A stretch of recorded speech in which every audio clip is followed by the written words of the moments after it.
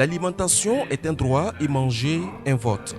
C'est avec ce slogan que Inades Formation Burkina a lancé sa campagne Conscience alimentaire ce 11 juin 2021. Cette campagne, selon les premiers responsables de la structure, vise à éveiller la conscience des acteurs de différentes catégories socio-professionnelles sur la problématique du droit à l'alimentation et l'impact du choix de nos aliments. Donc manger est un vote parce que quand nous mangeons, nous votons. Parce que c'est nous qui choisissons ce que nous voulons consommer.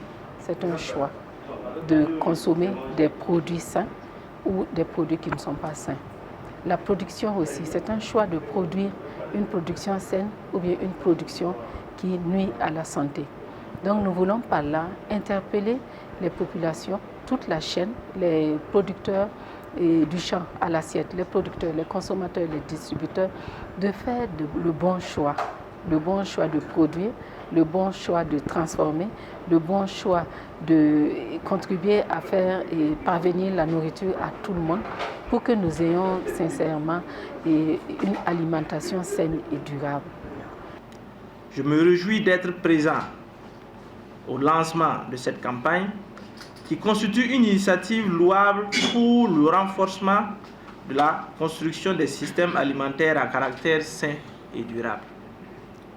Le réseau Inades Formation a été bien inspiré d'initier la campagne Conscience alimentaire, qui a pour objectif de contribuer à la concrétisation dans les pays africains le droit des populations à une alimentation suffisante, saine et durable. Le droit à une nourriture suffisante est réalisé lorsque chaque homme, chaque femme et chaque enfant, seul ou en communauté avec d'autres, a physiquement et économiquement accès à tout moment à une nourriture suffisante et aux moyens de se le procurer.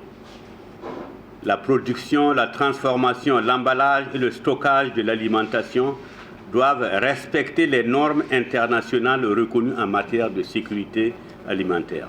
Encore plus efficace et nous on dirait encore plus tueur.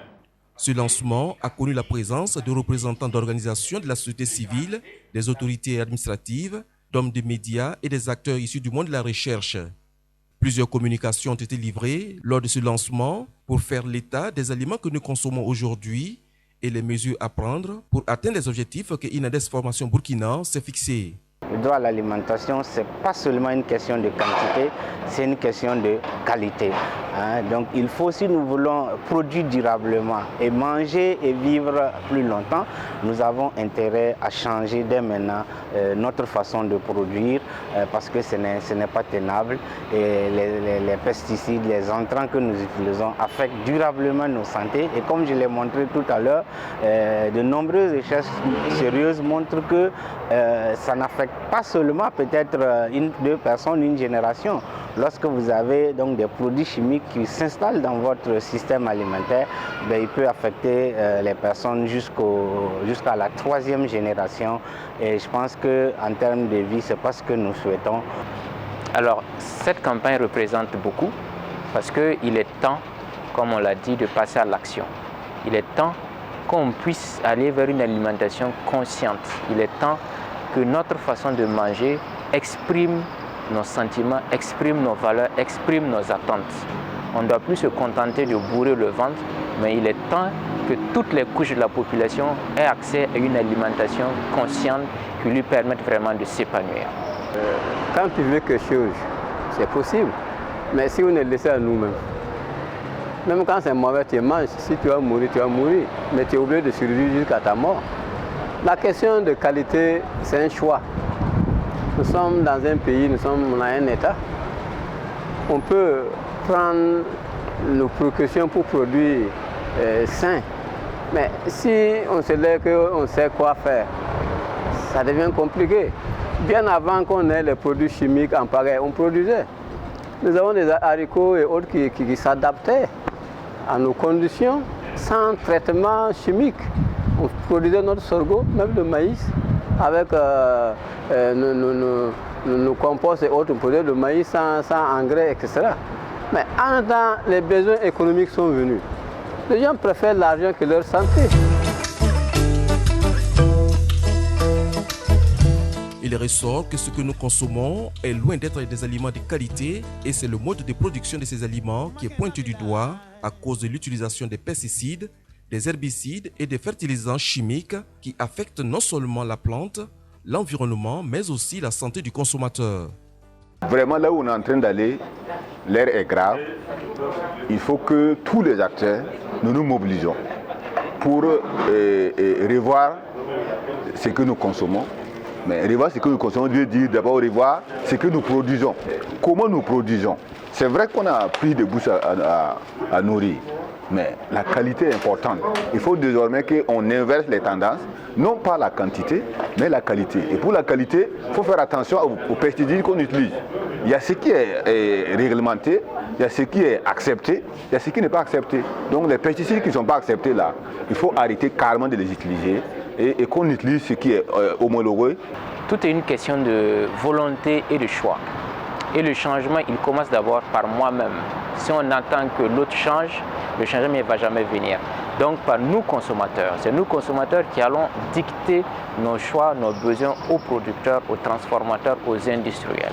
Donc nos choix de consommation, au fait, vont être des actes de vote pour amener les producteurs à aller vers une production beaucoup plus saine qui permet de suffire à tout le monde.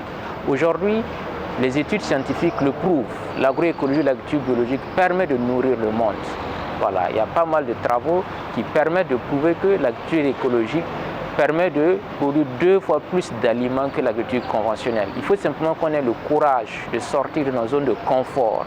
Nos zones de confort actuelles parce qu'on est habitué à produire comme ça, avec tel type d'intrants en faisant comme ça.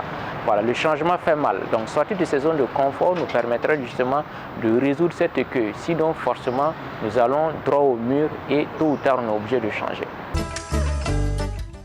Il faut donc agir dans le choix de ces aliments, agir également dans le mode de production pour que ce que nous consommons ne soit pas un poison pour nous. Cette cérémonie vise aussi à recueillir les propositions des participants pour mieux organiser la lutte. La séance de lancement a permis de recueillir un certain nombre de recommandations et d'idées et d'orientations pour cette campagne. Nous allons utiliser ces recommandations, en plus des recommandations issues des études, des 2 études, la cartographie et l'étude sur la situation des pesticides, pour maintenant tracer une feuille de route. Et la feuille de route sera tracée avec les acteurs, et surtout les acteurs réunis autour du Comité national de l'agriculture familiale. De là va commencer maintenant réellement le travail de plaidoyer. Mais n'oublions pas aussi le travail d'éducation à la citoyenneté alimentaire. Parce que ça a été bien ressorti au cours des échanges qu'il faut un changement de comportement. Et le changement vient du fond, de la base, c'est-à-dire de chacun même de nous, sur le comportement à avoir, les choix à faire pour qu'on puisse enfin atteindre ce droit à une alimentation saine et durable. La campagne Conscience alimentaire va à terme permettre aux consommateurs de prendre conscience de ce qu'ils consomment, aux producteurs leur responsabilité dans la qualité des produits qui sont mis sur le marché, ce qui va permettre d'asseoir un système alimentaire respectueux de la santé humaine.